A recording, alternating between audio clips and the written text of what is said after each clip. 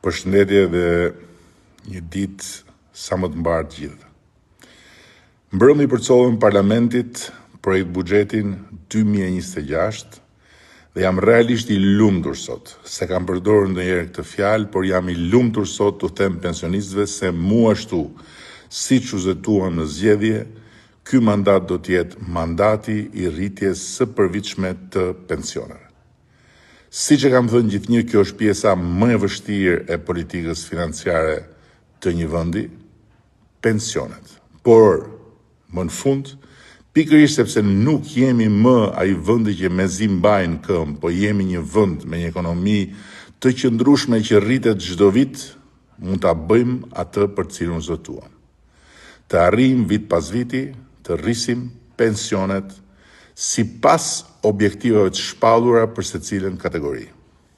Kështu, pensionistët tanë, përveç se do të marrin këtë dhjetor, bonusin e fundvitit, duke filluar nga janari do të kenë një rritje tani më të shtrirë muaj për muaj, përmbi indeksimin e përvitshëm natyrisht.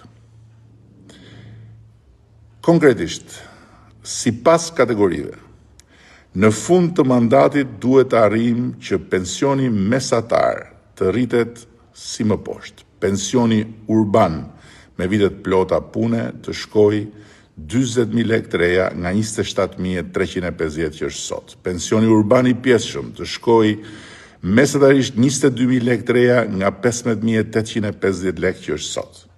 Pensioni rural të shkojë 18.000 lekë të reja nga 11.500 që është sot. Pensioni familjar të shkojë 18.000 lekë të reja nga 11.400 që është sot. Dhe pensioni i invaliditetit të shkojë 30.000 lekë të reja nga 20.000 që është sot.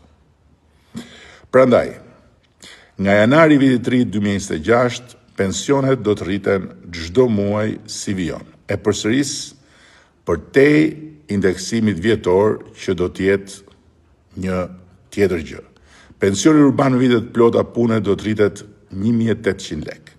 Pensioni urban i pjesshëm do të rritet 800 lekë. Pensioni rural do të rritet 1.000 lekë.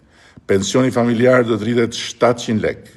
Pensioni i invaliditetit do të rritet 600 lekë. Në vitet në vijim, të njëjtat shifra do të dyfishohen për secilën kategorinë 2027, do të trefishohen 2028, do të katërfishohen 2029 për të arritur vlerën e premtuar në qershor të këtij viti, kur shqiptarët na dhanë plot 83 mandate. Ky jam unë, këta jemi ne. Them dhe themi atë që bëjmë dhe bëjmë gjithnjë atë që themi.